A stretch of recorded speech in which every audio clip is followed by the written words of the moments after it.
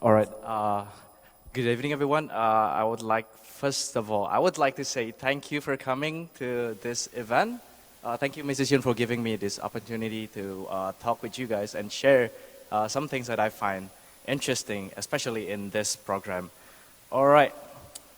Before we start, I want to say, for people who did not know me before, I want to talk about knowing me. All right.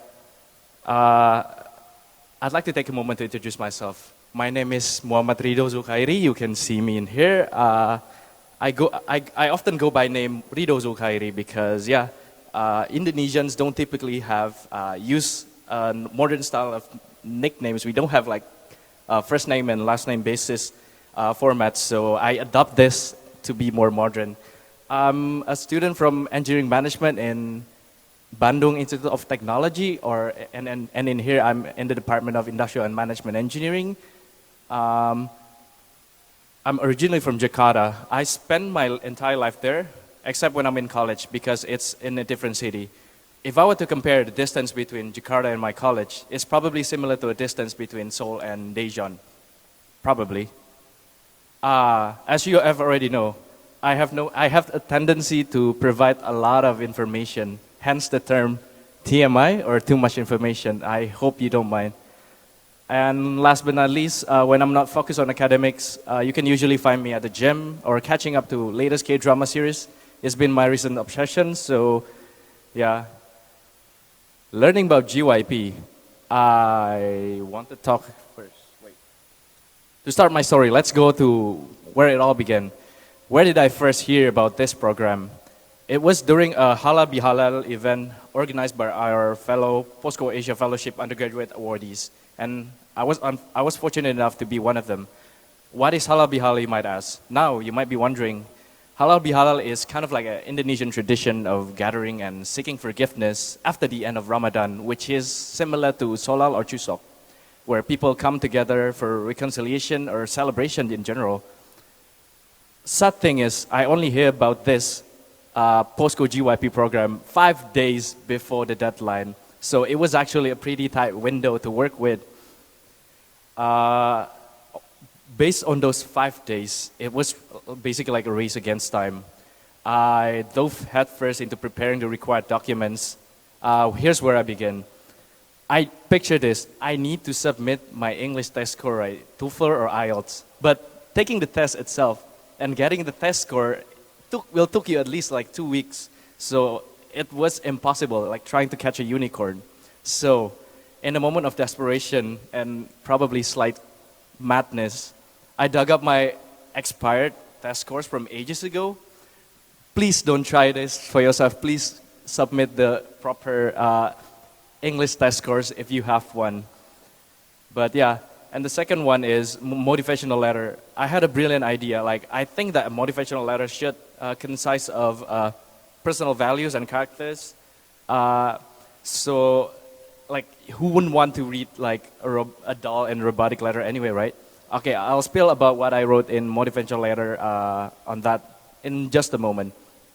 And then lastly, I take my recommendation letter from my professor, Professor Budi Priartono, my amazing mentor from Industrial Management Research Group back in Bandung, Gongdae. Shout out to him for always having my back. I can't thank him enough for agreeing to write that letter and vouch for my awesomeness, basically. So yeah, there you have it, my whirlwind of adventure of hustling to prepare those documents in the nick of time. Now, let's share the motivational letter, I guess. In my motivational letter, I shared a glimpse of my upbringing as the youngest sibling in my family. Growing up in a bustling household with 3 older siblings has had a profound impact on shaping who I am today. Being the youngest meant constantly observing and learning from my older siblings' experiences. I looked up to them as my role models and drew inspiration from their achievements. They set the bar high, encouraging me to strive for excellence in everything that I do. And also, having parents who work tirelessly to provide for our family presented a unique set of circumstances, I would say. My mom in particular, being a working parent, taught me invaluable life lessons. So, let's talk about throughout my journey, my beloved older siblings or Hyungs and Nunas imparted invaluable personal values that I still hold dear to this day. Please allow me to share 3 of these significant values with you. The first one is dream big.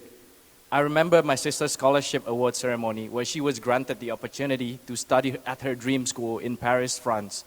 Witnessing her to achieve her aspiration inspired me to set ambitious goals for myself and also still strive tirelessly to turn my dreams into reality. The second value they instilled is loyalty. They emphasize the importance of standing by our family, friends, and people who matter the most in our lives. Loyalty means never turning our backs on those who have supported us and loved us unconditionally. It is about cultivating deep connections and being there for one another through thick and thin. And lastly, my older brothers and sisters, they encourage me to embrace adventure. I would say that over time, even though we have pursued different paths in life, leading to diverse and unexpected destination, each of our individual journeys have taken us apart from our shared backgrounds.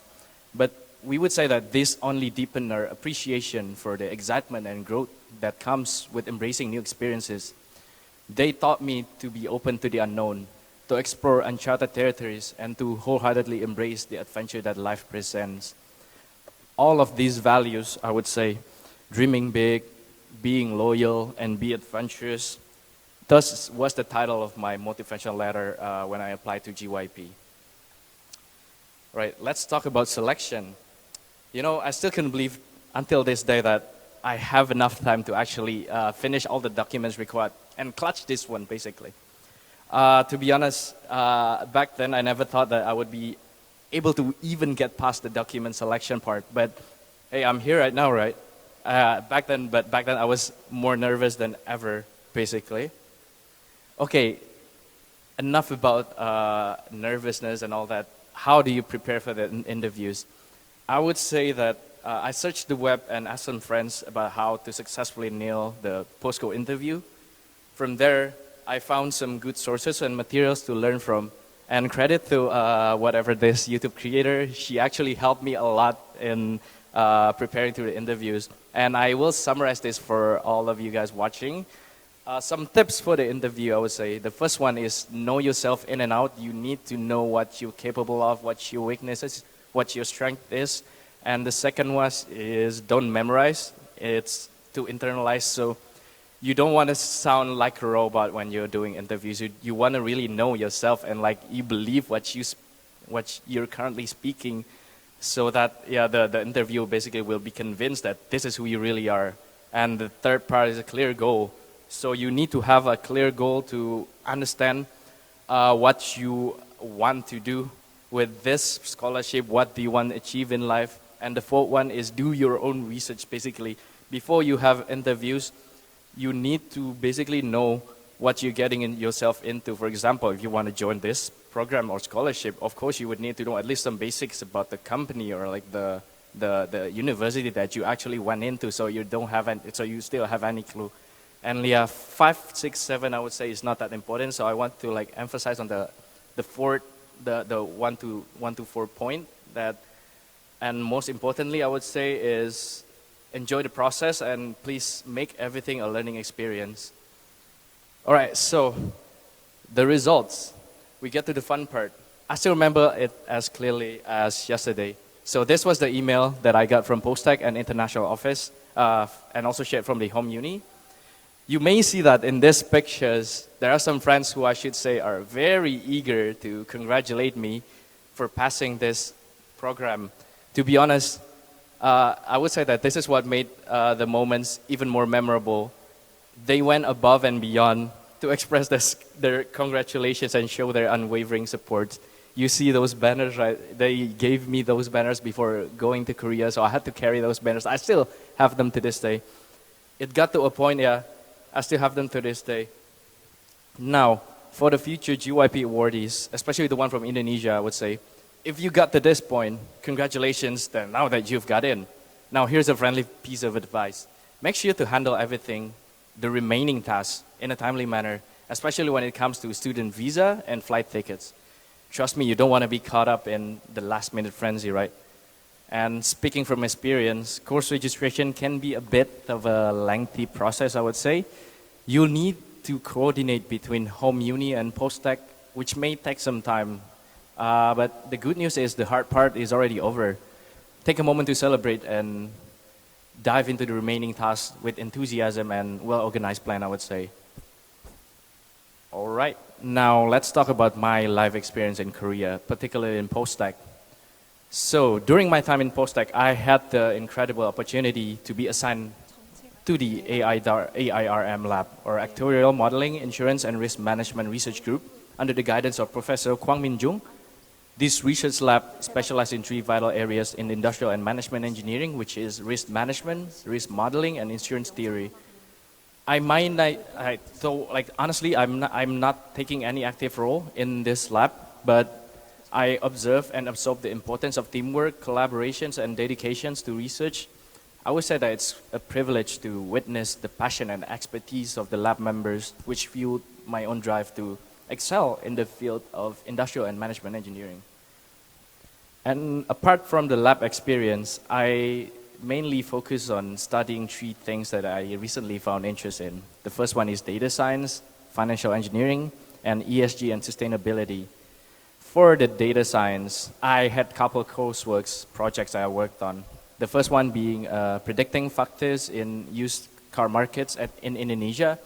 The goal of this is to find an insight and build a trade-in calculator for dealership and patterns in used car market in general. The second one being school meal forecasting, with the goals of reducing food waste and implementing the data mining process into day-to-day business operations.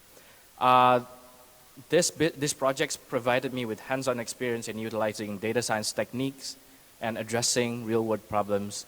They allow me to apply my analytical skills, delve into data exploration, and gain insights that they can contribute to more informed decision-making and all that. And financial engineering. My project is still in work in progress. We haven't finished it before, but it was about implementation of deep learning and option pricing. Hopefully after this project is completed, I could learn more about how can we incorporate this new advancement in the field of science. And related projects is ESG and sustainability sites. I had the honor of working with PT Krakatau POSCO in helping them design a sustainable ESG program in the city of Cilegon, Indonesia. We also have we also have mentor from Professor Kim right over there. He was sitting here with us. We work side by side with multinational teammates like Jisung from Korea and also Maxi from Germany to finally present this at POSCO International Building in Seoul in December last year. All right, what a journey has it been, right? I would say so myself.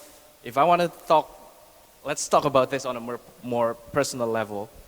I would say that this program has changed my life and my perspective towards how I perceive things in general. Throughout this program, I've experienced growth and transformation that I could not even imagine happening 1 year ago. I learned from many great Korean friends and professors that hard work beats talent. It's not about being inherently smarter or gifted.